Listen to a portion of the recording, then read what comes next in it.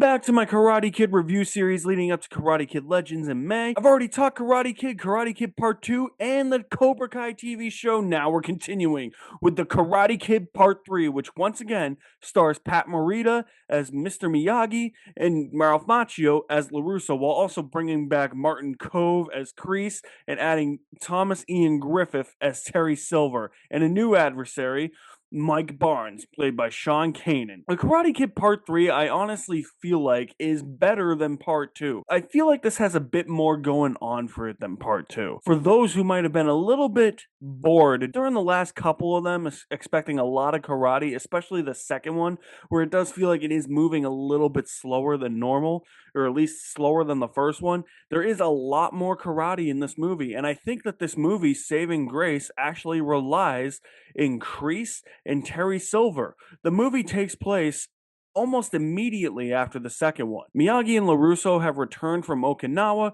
Kreese is still out there. He wants revenge on the both of them, so he's gonna fake his own death and have Terry Silver run Cobra Kai and try and sway Daniel to join Cobra Kai, try and pit Daniel and Miyagi against each other. And honestly, Terry Silver, Kreese, and their schemes, their scheme of revenge, their scheme of trying to get LaRusso to join Cobra Kai and completely disregard everything that Miyagi has taught him, while also trying to force him into being a competitor once again in the All Valley tournament against Mike Barnes. There's a lot of moving parts to their revenge story here, and honestly, those characters and their schemes are the saving graces of Karate Kid Part 3. It just puts it a step above Part 2, because Part 2, it was just missing that flair. It was missing that Kreese element to it. It was missing that nefarious scheming that Kreese is known for doing, that we've seen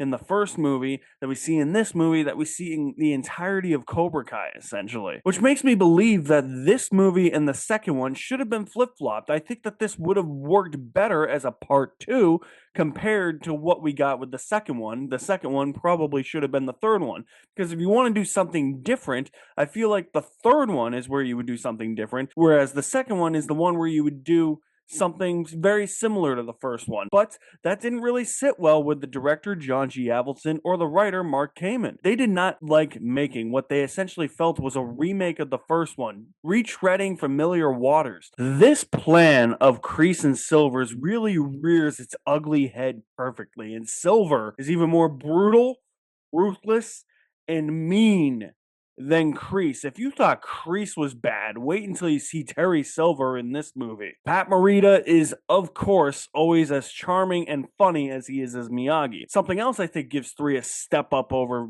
Part 2, I think that this probably has my final fight of the entire trilogy. Mike Barnes is just brutal. He is going after LaRusso like there is no tomorrow.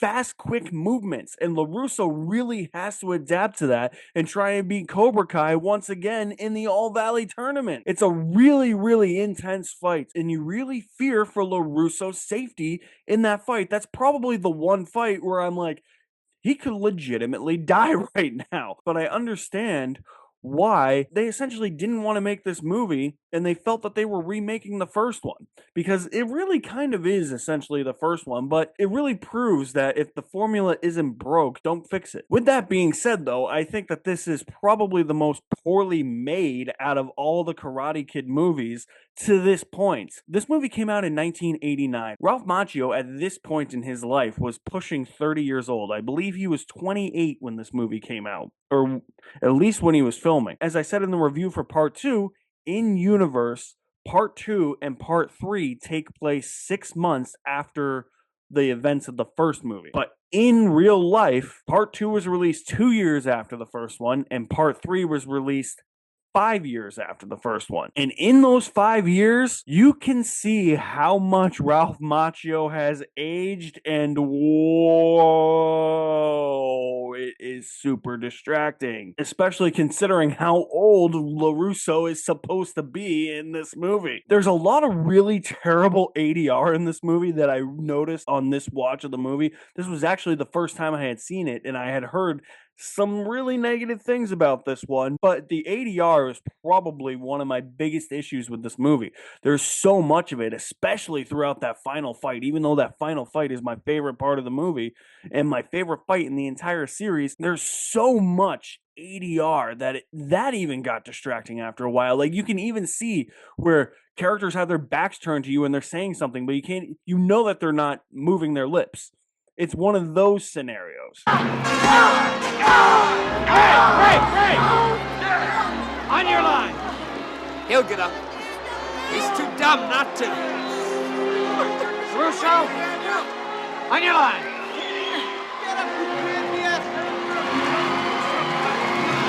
No point for kick to the back. No point score. This is also one of those movies where characters randomly just pop up in places with no rhyme or reason or explanation as to why they're there. They just pop up in places for the convenience of the plot. For instance, Terry Silver randomly pops up at Miyagi's dojo to try and persuade LaRusso to sign the paper to do the All Valley tournament again. There is, I think, hints at an explanation for this, that he is technically like following him. So I guess it is a little bit rooted in the movie a little, because there's another scene too where LaRusso is walking with his love interest in this movie, played by Blake Lively's stepsister, and Silver just randomly shows up in his car, and I think LaRusso makes a comment as to whether or not they're following him. I'm trying to remember off the top of my head, but even if there's not, the way I interpreted that was that Silver and Kreese were following him without LaRusso's knowledge. But there's also other scenes too, when LaRusso is trying to help Miyagi open up his bonsai tree shop. All of a sudden, Mike Barnes and his goons will just randomly come in trying to get LaRusso to sign the paper so that he can compete in the All Valley tournament. How did they know he was there? You see what I mean? Characters randomly just pop up in places with no rhyme or reason just because the plot is telling them to, without them even knowing that LaRusso is in these places. Do you see what I mean? There's so many instances of that throughout this movie, and it really bothered me because I'm like, how? Some of the lines of dialogue are kind of annoying too. Like, every other second, anytime Mike Barnes and his goons show up randomly at places to try and track Daniel down, I just find it funny that half of Ralph Macchio's lines in this movie as Daniel consist of, "No, I'm not gonna sign the papers. Leave me alone, man. Just get out of here. Leave me alone." I'm pretty sure that that's half his dialogue in the movie. But you know what, though?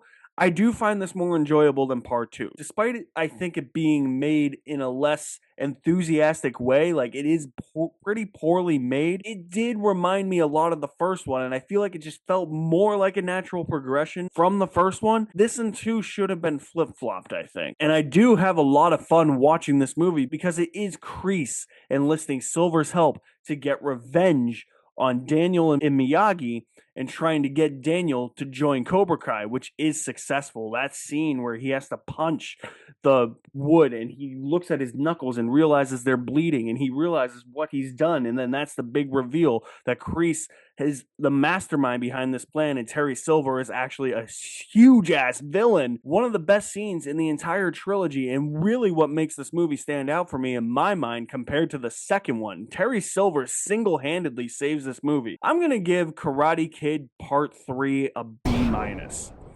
It's nowhere near as good as the first one. I do think it is slightly better than the second one. Even if the second one is made better, it has better filmmaking qualities to it, this one's just not as slow moving, I think. I think that there's a lot more happening in this movie compared to the second one. It feels more in vein with the first one. And I'm not just saying that because there's so much more karate in this movie. I'm saying that because I don't think that there was as much happening in the second one compared to this one. And Terry Silver single-handedly saves this movie. So we are going to be talking about the next Karate Kid soon. Oh boy. I guess I can wait on that. Let me know what you think of the Karate Kid Part 3 in the comments below. I will leave my link to my website in the description below, as well as a playlist for the other Karate Kid and Cobra Kai reviews that I have done. You guys are the best. Thank you for watching. My name is Alex Madden, and I will see you at the movies somewhere.